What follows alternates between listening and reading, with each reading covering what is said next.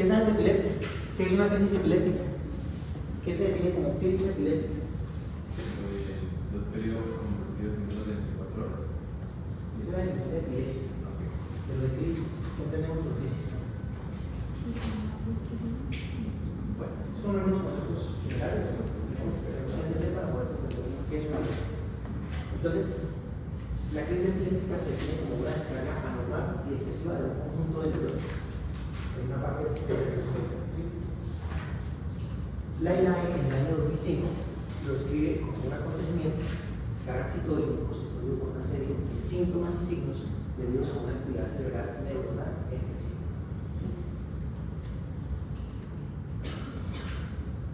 Cuando se habla de epilepsia, se habla de dos tipos de crisis: la crisis epiléptica sintomáticas y las crisis epilépticas no provocadas. Las crisis epilépticas sintomáticas se pueden dar en el contexto de un trastorno metabólico, de un trastorno tóxico, estructural, es decir, cualquier cosa que ocasione una náusea cerebral, un daño de parénquima cerebral, puede ocasionar una epilepsia.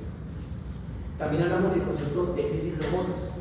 ¿Qué entienden por crisis remotas? ¿Han escuchado antes? Bueno, las crisis remotas se refiere a aquel paciente que previamente haya tenido una lesión cerebral. Por ejemplo, el caso más típico, el paciente que tuvo un infarto cerebral y pasaron 2 o 3 años y entonces lo llevan a la consulta porque el abuelito convulsionó y le preguntan: doctora, pero ¿por qué convulsionó?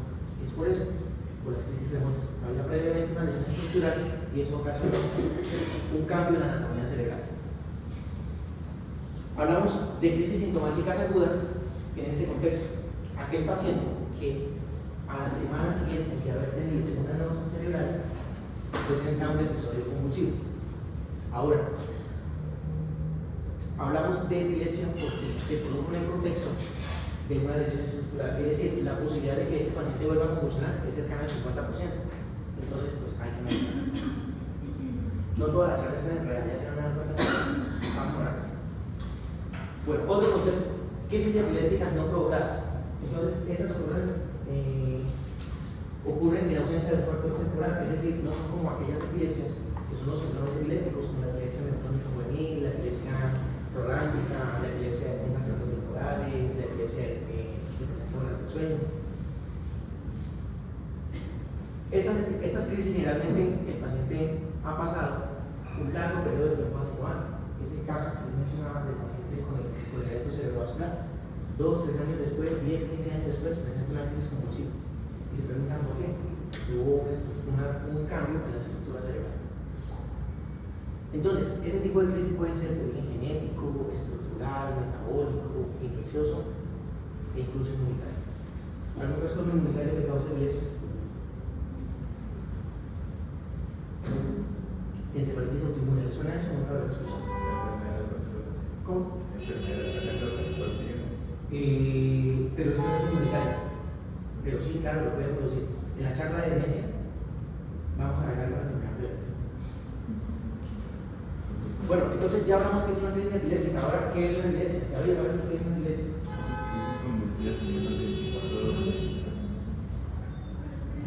¿Cómo? ¿Y eso no se trabaja? Sí. ¿Se lo vamos a ver? ¿Lo hagamos o lo dejamos? Bueno, listo. ¿Ya veis que es una epilepsia entonces? Las crisis convulsivas en menos de 24 horas. Entonces, la epilepsia es un trastorno del cerebro caracterizado por una predisposición duradera a generar crisis epilépticas, ¿sí? Y por las consecuencias neurológicas que eso acarrea, que pueden ser cognitivas, psicológicas, sociales de la condición de la epilepsia. Cuando dice duradera es que se mantiene. Se mantiene, sí. Pero para que hablemos de epilepsia, debe ocurrir al menos uno de estos 3. Primero, que el paciente presente 2 crisis epilépticas no provocadas, separadas en un periodo mayor a 24 horas. ¿Qué significa que sean no provocadas? Para que sean espontáneas. Que sean espontáneas, ¿cierto? Porque, por ejemplo, yo me fui a la choza, me pegué una borrachera y se me ocurrió irme a mí y bajando el cementerio como convulsioné. ¿Será que eso es una epilepsia? No. Bueno, si tengo el presente puede ser, ¿cierto? Porque es un primer episodio porque es una crisis no provocada. No es espontáneo. ¿Cómo? Sí, pero no es Sí, espontáneo. Espontáneo sí es, porque apareció en el factor precipitado. Sí. Resulta que soy policémico y me puse a tomar aguardiente y se me bajó la glicemia. 32, eso es provocado, ¿sí? Pero ahora, bueno, la imagen muy chévere, la definición. Pero yo les pregunto, si un paciente llega a servicio de meses y en un periodo menor a 24 horas convulsiona 10 veces, con recuperación de las crisis con recuperación del estado de conciencia de las crisis, ¿será que eso es epilepsia? ¿O no? Para la imagen no lo es, porque así haya hecho 10, 12, 7 o 2 episodios, es un primer episodio. ¿Sí me entienden? Tiene que ser más de 24. Tiene que ser más de 24 horas, sí, exacto. Pero ahora, si a mí me llega un chino que convulsionó 7 o 8 veces, yo lo catalogo como epilepsia, porque es que la posibilidad de recurrencia es del 50%, con seguridad para convulsionar nada. Otro concepto, una crisis no provocada con una posibilidad de recurrencia de un 60%. ¿Qué entra acá? Los pacientes que tienen una alteración estructural, es decir, el paciente que ha tenido un trauma, que ha tenido una hernia cerebral, ya lo hemos mencionado, ¿cierto? Ese paciente hizo una convulsión en cualquier momento de la vida y eso se llama epilepsia. Y la otra, que el paciente tenga un síndrome epiléptico, que tenga el diagnóstico de un síndrome epiléptico, que le hicimos un electroencefalograma y encontramos que tiene una actividad de punto de una onda generalizada, que le hicimos un electro y encontramos que tiene descargas centrotemporales, eso constituye un síndrome epiléptico. Ya vamos hablando la charla. Bueno, entonces, ¿qué se define como un síndrome epiléptico? El síndrome es un conjunto de síntomas que caracterizan a una epilepsia especial, que se correlaciona con un hallazgo electroencefalográfico y una neuroimagen. El caso más típico es la epilepsia neoclónica juvenil. Aunque en la neuroimagen no vamos a encontrar ninguna alteración, la clínica, el tipo de crisis y los hallazgos de electro constituyen un síndrome epiléptico.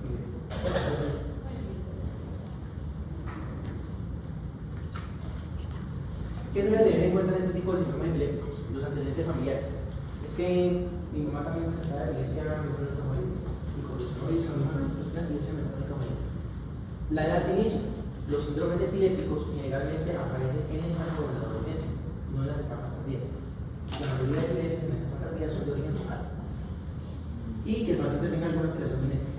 Si el paciente tiene un retardo mental por cualquier razón, pues probablemente tenga algún tipo de síndrome. O sea, que no es síndrome epiléptico, es epilepsia. Sí, pero son unas epilepsias en particular, por ejemplo.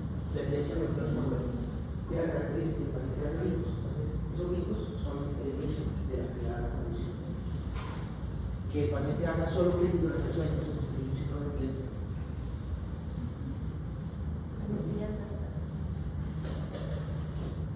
Bueno, aquí viene otro concepto, también un poquito ladrillo, la ictiogénesis. ¿Qué se entiende por ictiogénesis? La ictiogénesis es básicamente la fisiopatología por la cual se presentan las crisis convulsivas o la crisis epiléptica. Ahora, espera un concepto. ¿Qué es convulsión?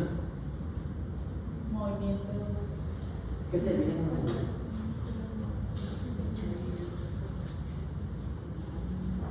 Movimiento involucrado de una. Yo puedo convulsionar necesariamente, o sea, todas las convulsiones son por epilepsia. ¿Qué otra cosa me puede hacer convulsionar? La fiebre. Una fiebre, ¿cierto? Se constituye una epilepsia, una hipoglicemia, ¿qué más? Una borrachera. Un trastorno Una hipoglicemia, bipolar. un trastorno bipolar. Entonces, la ictiogénesis es el conjunto, básicamente la fisiopatología por la cual se produce la actividad epiléptica. Para generar una crisis epiléptica deben tener dos situaciones. Primero, un fenómeno de hiperexcitabilidad y un fenómeno de hipersintonía. Si no hay hipersintonía, la onda de descarga no se va a propagar y por consiguiente no va a aparecer una actividad epiléptica o una convulsión. Entonces la convulsión pues, es simplemente la manifestación motora de una crisis epiléptica. Miren, aquí están las hipótesis. Y pues si analizamos la definición de epilepsia, pues aquí está explicada de una forma fisiológica. Hay un fenómeno de hiperexcitabilidad y de sincronía que es transitorio. ¿Sí? Hay una actividad excitadora creando un patrón hipersincrónico. Y hay una actividad rápida de descargas GABAérgicas intermorales.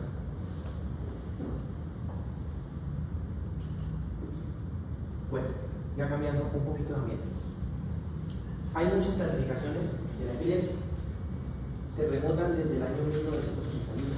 La clasificación de Koch, un poco de la existencia. Entonces, la ILAE en el año 2017 se dio la tarea de hacerla de pronto un poco más práctica. Y aún así, miren el empleo que es esto. Tenemos unas que son de inicio focal, unas que son de inicio generalizado y otras que el origen es desconocido. Las focales pueden ser con conservación de la conciencia o sin conservación del estado de conciencia. Las focales pueden tener un inicio motor, pero también pueden tener un inicio no motor. Lo mismo las generalizadas, pueden ser motoras y pueden ser no motoras. Esta otra tablita que está acá, de pronto es un poco más fácil de entender. También es de la ILAC, pero la explican de una forma diferente. ¿Por qué diferente? Ellos hablan de una clasificación de acuerdo al tipo de crisis, de una clasificación de acuerdo al tipo de epilepsia y de una clasificación de acuerdo a la etiología. Y otra clasificación para poder agrupar los síntomas epilépticos. Entonces, la de tipo de crisis, de la clasificación del tipo de crisis, de inicio focal, de inicio generalizado y de inicio desconocido. Yo le doy un concepto personal.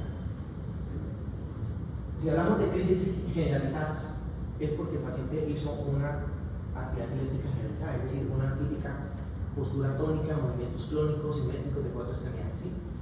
Pero, ¿dónde se inició esa crisis? O sea, necesariamente tiene que tener un origen, es decir, tiene que tener un foco en el cual se produce, porque no puede ser que el cerebro descargue todo el tiempo, esto no se puede, que el cerebro descarga todo el tiempo. Entonces, en mi opinión, la mayoría de crisis, por no decir que todas, son de inicio focal. O sea, las generalizadas en realidad son focales. A mí me parece que sí, porque lo que te digo, ¿de dónde descarga el cerebro todo? O sea, ¿cómo hace para descargar toda la corteza?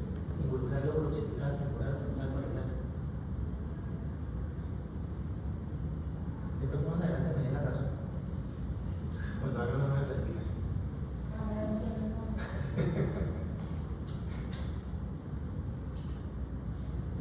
Bueno, pasamos a la semiología. Si habrá cosa que tenga semiología en neurología, se llama la epilepsia. La gran mayoría de crisis epilépticas son ocasionadas en el lóbulo temporal. Y hay algunos signos y síntomas o hallazgos en la descripción semiológica que me ayudan a orientar dónde está el origen de la crisis. Entonces, cosas tan sencillas como esto, los síntomas o signos epigástricos.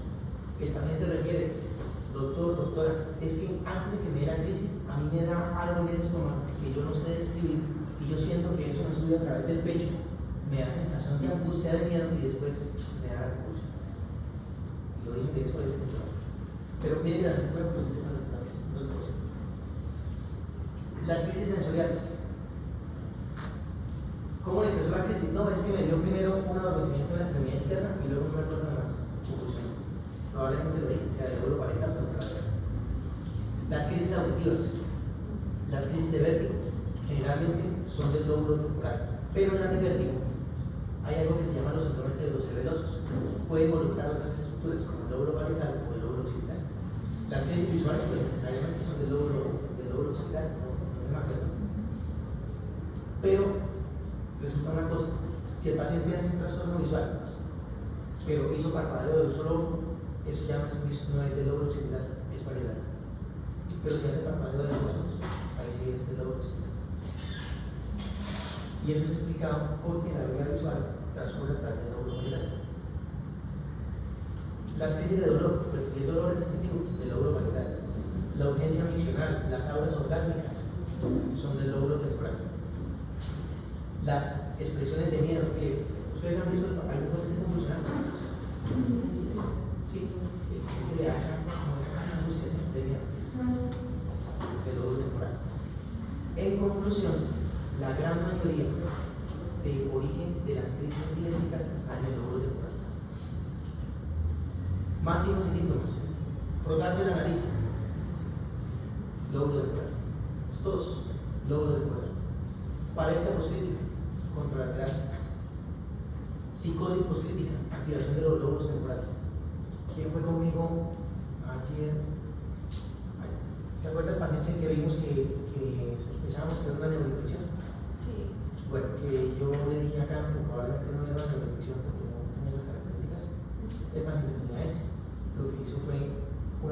positarios, una psicosis poscrítica. El tipo se agitó y tuvieron que amarrar. Le iniciamos medicamentos anticonvulsivantes y ya tiene amaneció mucho mejor. Pero tiene que ser, o sea, la psicosis poscrítica. Mire, le voy a pintar el cuadro. O sea, en el contexto de una convulsión. Sí, mira, le cuento el cuadro. El tipo estaba en Girón con la mujer y las dos bendiciones comiendo raspados. Y dice la esposa que de pronto el tipo volteó a mirar, la miró fijamente y ¡pum! Cayó y arrancó a convulsionar. Dice ella temblaba y brincaba, una señora de campo. No le sirvió muy bien, pero sí, pero ella decía de temblaba y brincaba, se puso morado, empezó a botar pavos, se hacía correr, se metió la lengua y después de eso quedó respirando agitado y no respondía. Lo trajeron aquí a Comuneros y en Comuneros es un nuevo evento convulsivo. El paciente refirió que después de eso le dolía la cabeza y el internista dijo que para él eso era una neuroinfección. Le montó ceftriaxona, vancomicina, acitromicina y ampicilina. Me lo interconsultaron, yo lo encontré agitado, hablé con mi esposa para ver lo que le estoy contando. Entonces no me acordaba que el paciente súbitamente hubiera hecho una meningitis. O sea, no, de la nada, 2 segundos hizo una meningitis, no, eso no. Y le dije a Cano, dígame, eso no es una meningitis. No, que si la es, no la es. Venga, lo entregamos y le puso un anticonvulsivante y efectivamente el paciente amaneció mucho mejor. Ya hablando con él, orientado me dijo, no, ya me había pasado esto 2 veces antes. O sea, Otra pregunta. El hecho de que las crisis convulsivas no sean del lóbulo temporal, o sea, que nada en el lóbulo temporal, ¿es peor o mejor? depende. Las crisis del lóbulo frontal son muy importantes porque ocasionan mucha sintomatología motora. Entonces, para el paciente es muy grave, ¿sí? Pero no significa que sea peor o mejor. Es una condición clínica del paciente. Y doctora, al final le quitaron las antibióticos, ¿cierto? Claro, le quitamos todo. Le quitamos todo y lo mandamos a la. Mire, esta paciente la vi en la consulta externa. La vi hace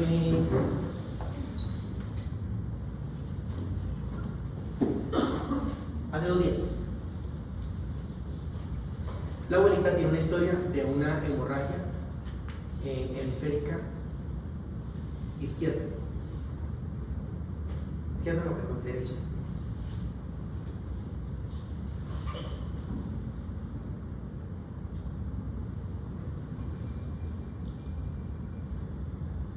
¿Qué les parece? ¿Si será convulsión o no será convulsión? ¿Por qué sí y por qué no?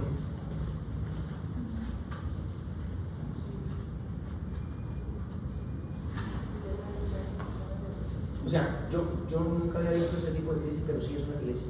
Sí, la viejita solo hace esto, mueve la cabeza.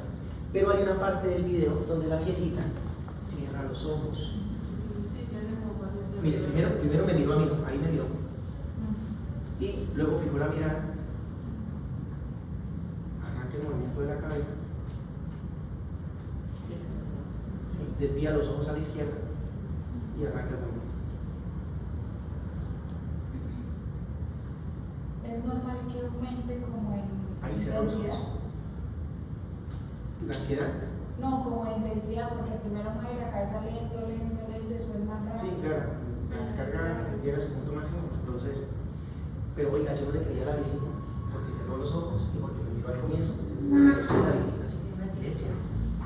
Se puso cianótica, hizo desviación de la mirada y luego, después de la crisis, quedó todo el tiempo así, con los ojos abiertos. ¿Y cada cuántas de las crisis? Todos los días estaba haciendo todo, o sea, estaba en un estado epilético focal continuo, se llama eso, con alteración del estado de conciencia. ¿A una hora específica? ¿Cómo? ¿A una hora específica? En cualquier momento. ¿No tú lo alcanzaste? Sí, me llegó a la consulta, iba a una consulta de control. Y entonces la vieja me dijo, ay, estamos como un poquito angustiados porque ella empieza a mover la cabeza. No, la vieja está en un estado epilético. Tu pura mentira, yo creo que ella está por ahí, la busco, ¿no? Bueno, más tarde, esta charla hay de tablas y tablas. La historia clínica en el paciente con epilepsia. El 90% del diagnóstico lo hacemos con la historia clínica. Si en la mayoría de cosas la historia clínica es importante, la epilepsia es que lo es todo. Entonces, ¿qué debe incluir la historia clínica? Los antecedentes familiares, los antecedentes personales. Esto es muy importante, especialmente mirar cómo fue el desarrollo psicomotor y el rendimiento escolar. Porque Si el chino tiene su toque de ser taradito, perdió 4 años, no por vagos, sino porque le iba mal, y a los 17 arrancó a convulsionar, pues debe tener algo focal estructural de la persona de epilepsias. O sea, el chino no es normal. Los hábitos tóxicos, si consume algo, también es muy importante. De la enfermedad actual, ¿qué es importante? La cronología de los eventos. Una detallada descripción de la epidemiología. Aquí es muy importante que acude el familiar, porque el familiar es el que mejor ve la convulsión o quien estaba con el paciente en ese momento. Si hay síntomas motores, si hay automatismo, si hay alteración del lenguaje, cualquier otro evento motor o motor que nos pueda aportar, que nos pueda ayudar a orientar el origen de la convulsión, el origen de la epilepsia. Investigar si hay eventos paroxísticos previos, si hay mioclonías o ausencias. Por ejemplo, las epilepsias mioclónicas juveniles, mucho antes de que el paciente haga una convulsión, previamente, meses antes, ha presentado mioclonías. Entonces, cuando uno les pregunta, oye, ¿le brincan las manos? Oiga, sí, a mí 6 meses antes me empezó brincos en las manos y después, quiero la convulsión. Si hay patología psiquiátrica asociada, los pacientes con esquizofrenia, el 50%, de hecho un poco más, van a presentar asociado también una actividad epiléptica. Y recuerden que la esquizofrenia se manifiesta más en el paciente adulto joven. La exploración neurológica, tanto un examen físico general completo como un examen neurológico completo. ¿Qué datos debe incluir la historia? Si hay pródromos, circunstancias anteriores a la crisis, ¿qué estaba haciendo el paciente previamente a la crisis? ¿Por qué es importante eso? Te voy a contar un caso. Teníamos una paciente de 22 años que cada rato la traían que acumular convulsionando. Y entonces,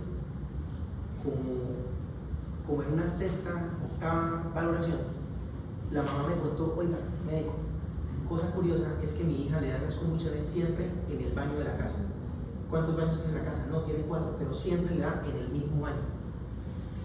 Es tan raro. Entonces, Iván Peña, que es mi colega, le hizo traer a la familia una foto del baño y encontramos que la cuadrícula, ¿cómo se llama eso? El enchape tenía un círculo y una cosa negra, y eso era lo que hacía convulsionar a la paciente.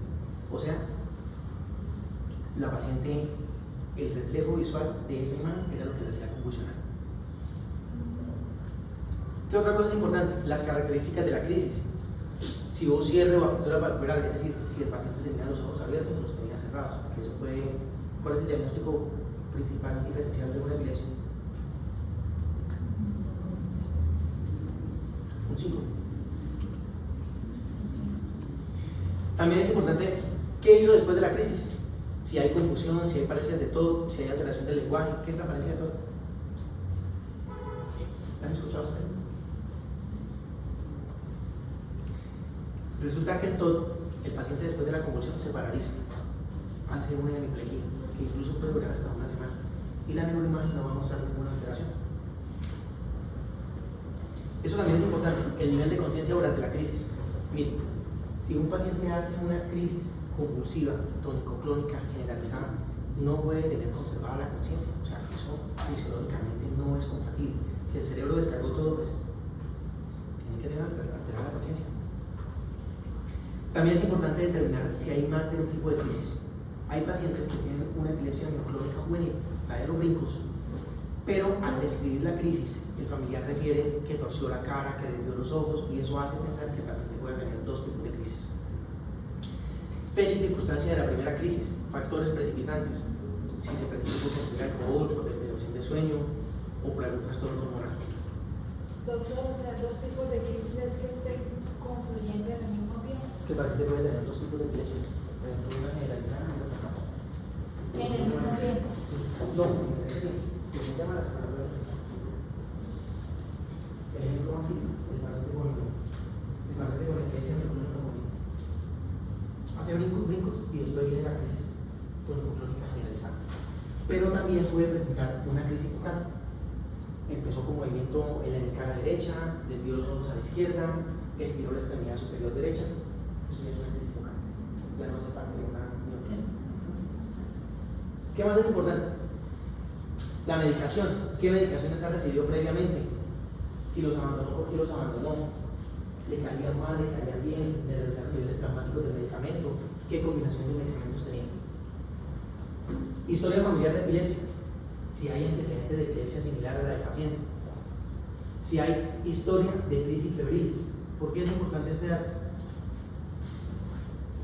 Porque sí, cuando las personas en temperaturas muy altas pueden comenzar a darse. Pueden convulsionar, pero no necesariamente es una epilepsia. Pero resulta que tener crisis febriles va a condicionar a que el 30% de esos pacientes en la edad adulta o en la adolescencia vayan a desarrollar una epilepsia.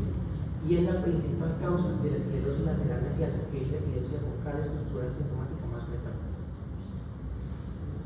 Historia de traumatismos craneales, de infecciones, no dicho, cualquier noxo que hubiera afectado el sistema nervioso central. Historia personal o familiar de otros trastornos neurológicos, orgánicos o mentales. Mire, eso también es muy importante. Los datos ictales, pre y postictales, es decir, qué hizo el paciente previamente, qué hizo durante la crisis y qué hizo después de la crisis. Aquí a veces cobra mucha importancia eso, durante la crisis, mucha no, muchísima importancia, durante la crisis. ¿Qué hizo? Sí, hizo supravación de la mirada, ¿a dónde desvió los ojos? Resulta que a los ojos no les gusta la epilepsia, entonces ellos miran al lado contrario de la convulsión. ¿Se acuerdan la viejita? ¿Hacia dónde estaba mirando? Hacia la izquierda. Eso. La abuelita tuvo un evento hemorrágico del hemisferio derecho. Entonces, cuando yo la vi con desviando los ojos a la izquierda, dije, uy, rayos, si está convulsionando. A ver si le creo. La actividad motora puede localizar. Entonces, el paciente a veces adopta durante la crisis posturas muy curiosas. Por ejemplo, esta se llama postura deslimista. Hacia donde el paciente extiende la mano es el foco contralateral, es decir, la crisis del lado derecho. Que es que me empezó con un movimiento en la mano derecha y después generalizó. Pues la crisis probablemente sea del lobo izquierdo. La alteración de la conciencia es muy importante. Y si el paciente se acuerda o no se acuerda de lo que sucedió, también es muy importante, porque pues, el diagnóstico diferencial es así. ¿Qué la favorece o qué la desencadena? También es importante. Es que me trasnocho y me da la convulsión. Ah, no, me trasnocho. Es que tomo trago y me da la convulsión. No tomo trago. Los síntomas posclínicos. ¿Qué hizo después de la convulsión? Si se focalizó, si hizo un trastorno motor, si hay somnolencia, si hay dolor de cabeza, necesidad de beber o mencionar. Todo eso hace parte también de los síntomas posclínicos de la actividad epiléptica. Bien, y a pesar de que el paciente caiga en manos de gente externa, que se dedica solo a epilepsia, aún el 26% van a ser diagnósticos erróneos. O sea, no he dicho que no debemos parar la razón. Lo importante es sospechar, ¿sí? Hay muchos pacientes que están medicados para manejo de epilepsia y no tienen una epilepsia. Y hay muchos pacientes que están diagnosticados con un síncope o con otra vaina y realmente lo que tienen es una epilepsia. Diagnósticos diferenciales. Entonces, básicamente hay 4 diagnósticos diferenciales. Ya hablamos del primero, que es el síncope. El segundo que está ahí es el temblor. ¿Qué otro se les ocurre?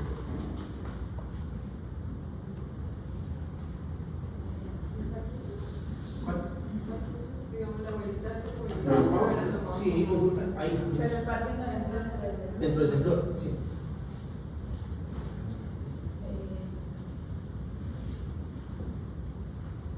La migraña.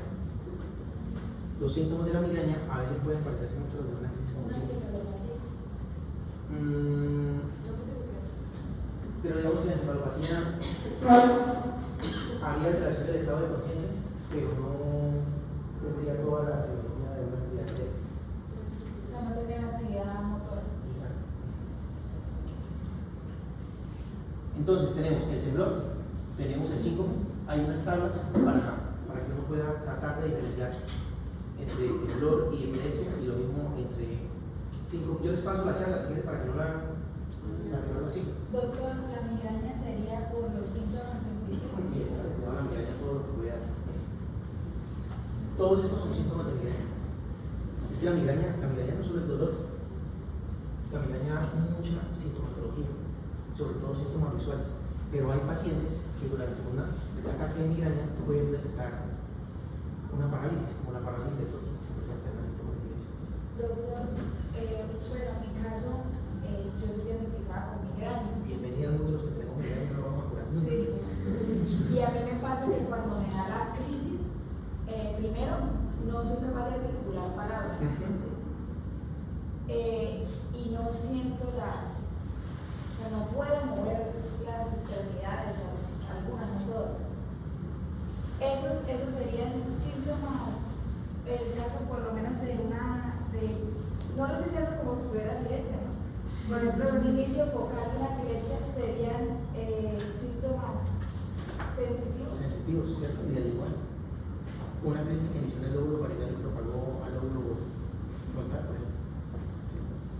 O sea, no es que esté mal que a un paciente con migraña le pidan un electroencefalograma, no está mal. Yo lo que puedo dejar por eso. Pero es saber enfocar la semiología, en qué contexto se produjeron los síntomas. ¿Sí?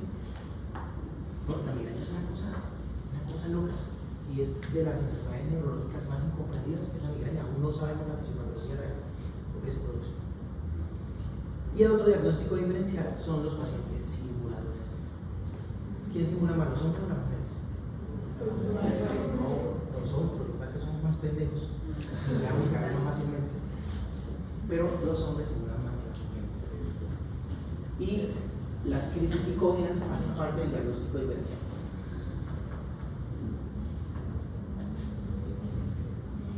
Bueno, ¿cómo diagnosticamos la epilepsia? ¿De qué nos valemos para diagnosticar? La cantidad de crisis que presente, cantidad de crisis en un tiempo determinado.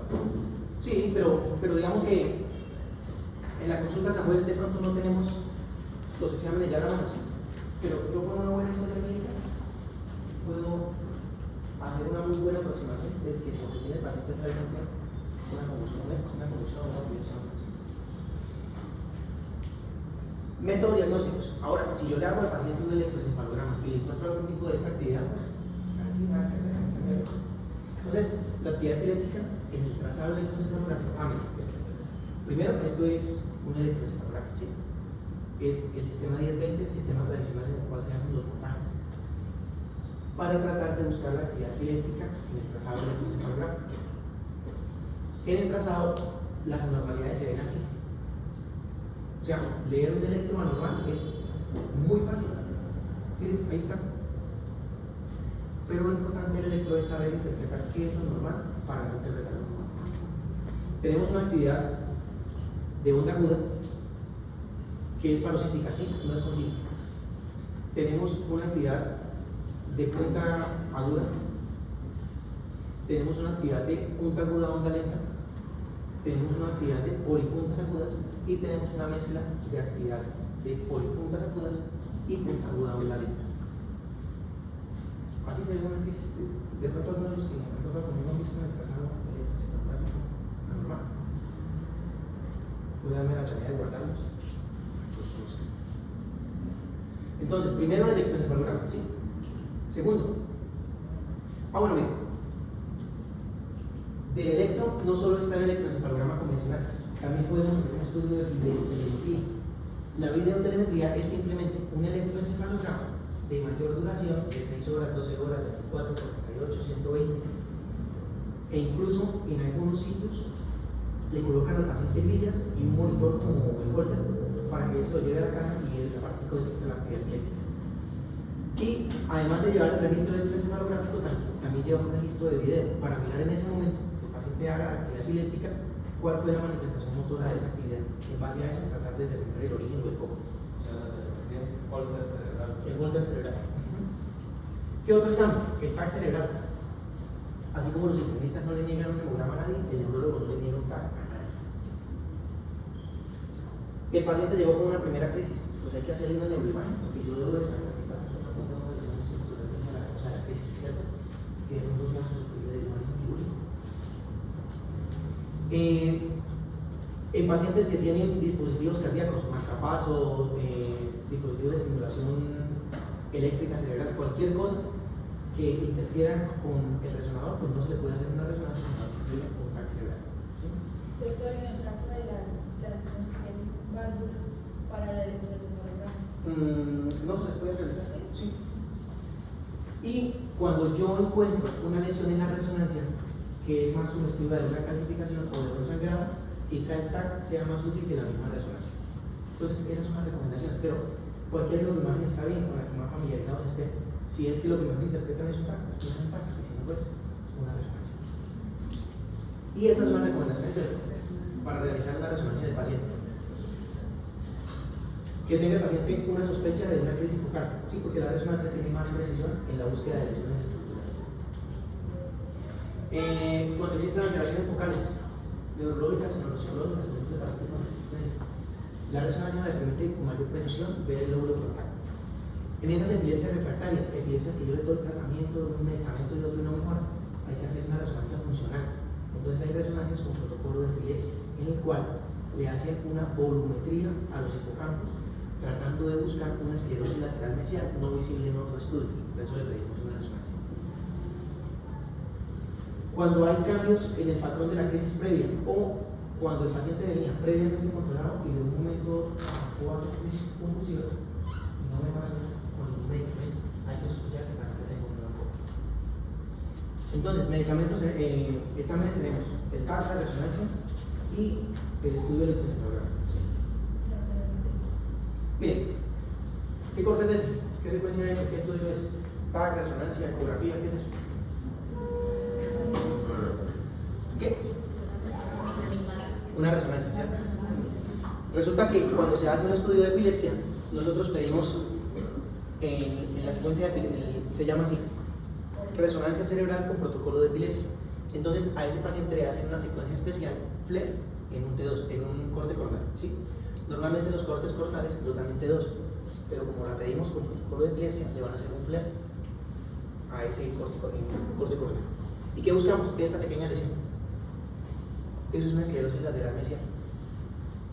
Lo mismo acá, a nivel de los hipocampos. Y esta misma que vemos acá.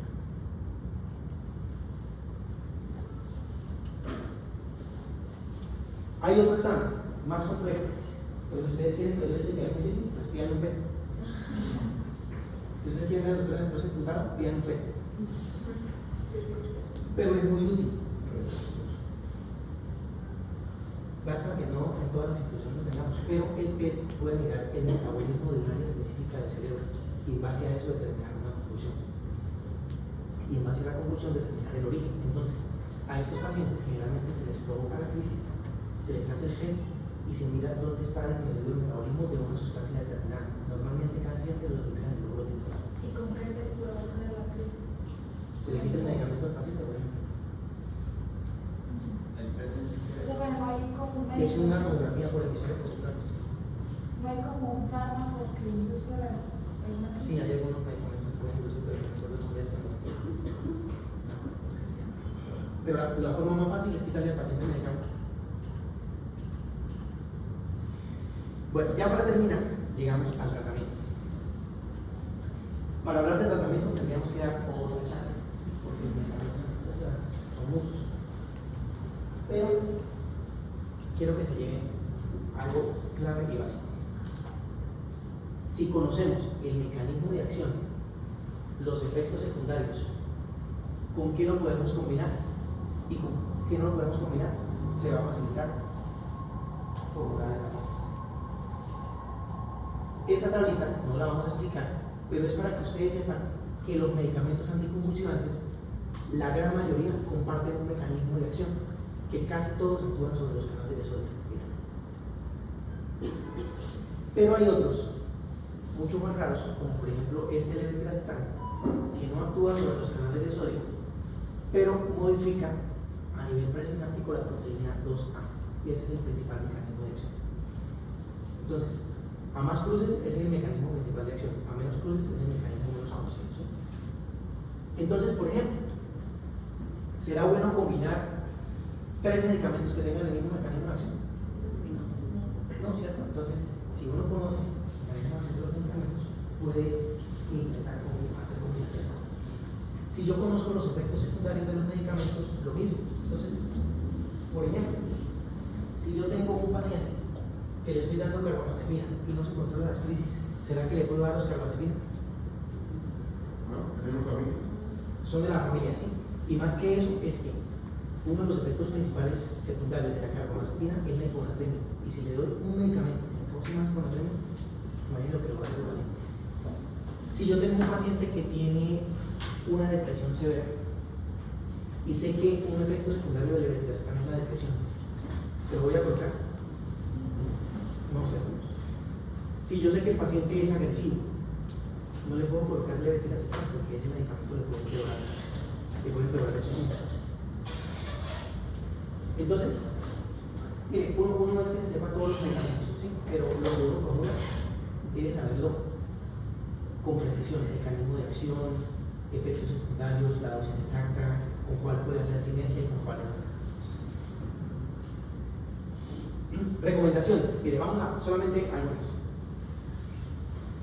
Esto de los niños, pues realmente cuando pasan por pediatría, de pronto les interesará, pero pues a mí no es que me interese mucho.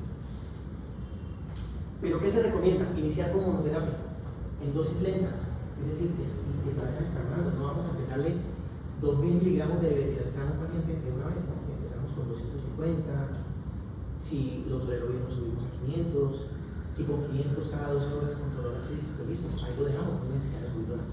Entonces, siempre monoterapia y escalonado. No es práctico iniciar 2 anticonvulsivantes al tiempo. A veces lo he visto y uno ve los efectos secundarios que puede ocasionar en el paciente. ¿Cuándo hacer niveles plasmáticos de un medicamento? Algunos medicamentos yo puedo medir los niveles plasmáticos. Ácido valproico, fenilurina, carbamazepina, fenobarbital. Y básicamente eso. Si yo sospecho que el paciente no se está tomando el medicamento, sería útil pedirle. Digo convulsionando y yo sospecho que no se está tomando el medicamento de algunos niveles. O si yo sospecho que hay una toxicidad por el medicamento, también le puedo pedir niveles. Mire, este último es muy importante. En mujeres en edad fértil hay medicamentos que son teratogénicos. Realmente todos tienen un riesgo de teratogenicidad. Pero, por ejemplo, medicamentos como el ácido valproico tienen mayor riesgo. Entonces, a una mujer joven en edad fértil es mejor darle otro tipo de medicamento, no sea el ácido valproico. Y si no hay otra medicación que le podamos dar, hay que hacerle la nota en la historia clínica que se indica no buscar embarazo por riesgo de malformación. Porque la bendición salga con alguna malformación, ahí es que se lo van a cobrar. Antes se lo formuló. Factores precipitadores de las crisis. Doctor, es que ¿será que yo puedo tomar alcohol con las pastillas? Bueno, no tome alcohol, mire, ahí está, le puede ocasionar crisis. La cafeína como estimulante y las drogas ilícitas. Ahora, los chicos dicen que en vez de marihuana, pues les controla las convulsiones. Una carreta. ¿Qué otra cosa puede desencadenar crisis? Los estímulos luminosos. Es que cuando voy a discoteca, me da la convulsión. Claro, el flash de las luces, lo hace convulsionar. Sí, hay pacientes que tienen epilepsia por los suicidios. En los juegos también dice, incluye muchas fotos. ¿Los qué? En los juegos también Sí, también. Sí, lo que es juegos. ¿Cómo? Pero si fuera un estímulo repetitivo. Por eso una parte del trazado electroencefalográfico se hace con un fotoestimulación, tratando de provocar la crisis. El estrés emocional, sí, también puede ocasionar crisis, aunque sean crisis psicóticas, pero también ocasiona crisis desencadenantes y epilépticas. Privación de sueño y la fatiga son factores desencadenantes.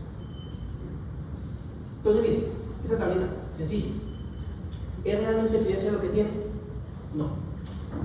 Entonces, ¿qué vamos a hacer? Enviémoselo al psiquiatra, al internista, cualquier otro médico. Pero si lo que tiene es una epilepsia, entonces tratemos de buscar si el paciente tiene o no tiene un síndrome epiléptico. Evaluar los factores pronósticos. Evaluar si se trata de una epilepsia que se pueda mejorar con algún tratamiento quirúrgico. Y evaluar las consecuencias en el paciente de la epilepsia, ¿sí? Para poder brindarle también una ayuda. Valorar la resonancia, valorar la monitorización electroencefalográfica y estudios neuropsicológicos en la medida. Otras terapias. No solo existen los medicamentos, también hay otro tipo de tratamientos. Uno de ellos es la cirugía de epilepsia. Entonces, ayer salió una noticia en Vanguardia Liberal que el Hospital Internacional creó una técnica novedosa para curar la epilepsia con una cirugía. No, eso es algo nuevo, realmente lo viene haciendo desde hace rato. Pero sepan que Bucaramanga también opera en epilepsia, no en todos los centros lo operan. El estimulador de nervio vago, ¿han escuchado eso? Miren, ese es el aparatico. Al paciente le colocan un dispositivo que va a estimular el nervio vago, ¿sí? Y al paciente le entregan un reloj, una manilla. Entonces, cuando él siente que le va a dar la crisis, él coge el reloj y lo pega al aparatico. Y eso manda un impulso a través del nervio vago que propaga toda la corteza y y de esa forma controla la compulsión. Y eso no tendría, o sea, solo estimulan luego para. Sí, porque lo hace hacia adentro. Ah, Chévere. Pero no a todos les funciona, pero el que se beneficia de eso, maravilloso. ¿Y quiénes son los beneficiarios de eso? El paciente, esto es muy bueno para el paciente que tiene aura de la crisis. Por ejemplo, el paciente que tiene una crisis epigástica, una aura epigástica, él sabe que le va a la compulsión y que le dan las mioclonías también. Esto se hace en casos muy refractarios, ¿no? No es que todos los pacientes le estemos colocando esto, solamente en casos muy refractarios. Sí. Vale un montón de razón. ¿Qué otras terapias? La dieta cetogénica. ¿Sabían que la dieta cetogénica siempre lo es? pero serviría si el paciente solo usar la dieta cetogénica. Solo usar la dieta cetogénica. Sí. Y los cannabinoides. Entonces, aquí viene la controversia. Este es el único medicamento a base de cannabinol que tiene propiedades anticonvulsivas, el Nebiot. Pero ojo, solo sirve para estas dos convulsiones, las dos epilepsias, perdón, el síndrome de Dravet y el síndrome de Lennox-Gastaut. Empíricamente, los pacientes tratando de buscar una solución a su epilepsia lo han probado en otras epilepsias y pues algunos refieren que les ha funcionado. El problema es, clínicamente, yo cómo le justifico un medicamento que solo viene para un tipo de epilepsia específica. No es posible. Bueno, este es el único cannabinoide que sirve. Este no sirve. No funciona. Por el contrario, no hace conclusión. Ya acá la muchacha. Yo vi los pacientes. ¿Un break o qué? 5 minutos. Sí. Bien.